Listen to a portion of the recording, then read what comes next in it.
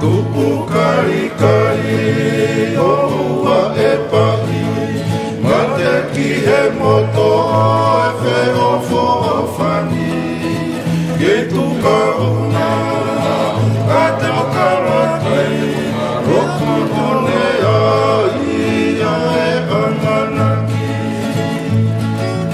Ua malo, ai siri tawai, le ika isiwa e amanaki. Ke tu moe lau, ai atakai, o kutu i fio ai ai kasiwaki.